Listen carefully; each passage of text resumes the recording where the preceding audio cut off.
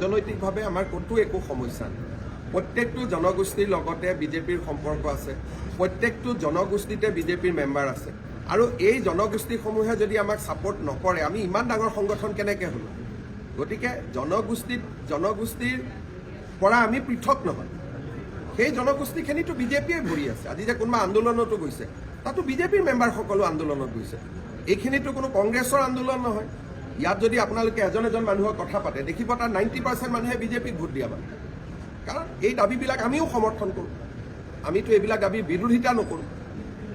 বিজেপিয়ে সকলো জনগোষ্ঠীৰ দাবীকে সমৰ্থন কৰে আৰু বিজেপিয়ে মুকলিভাৱে আমাৰ দলৰ সদস্যসকলক কৈ থৈছে যে আপোনালোকে আন্দোলনত অংশগ্ৰহণ কৰিব, তাত আমি কোনো বেয়া নাপাওঁ। গতিকে সেইকাৰণে জনগোষ্ঠীৰ আন্দোলনৰ পৰা বিজেপি পৃথক নহয়, বিজেপি তাৰ মাজতেই এজন।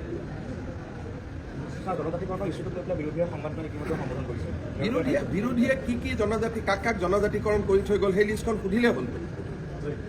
তৰুণ গগৈ অসমৰ 15 বছৰৰ মুখ্যমন্ত্ৰী, তেওঁৰ দিনত তেওঁ কাক জনজাতিকৰণ কৰিলে তালিকাখন দিলে হ'ল। সাংবাদিকসকলক কথা পাতিলে কি হ'ব? সাংবাদিকেতো ভোট নিদিয়ে, ভোট দিব মানুহে।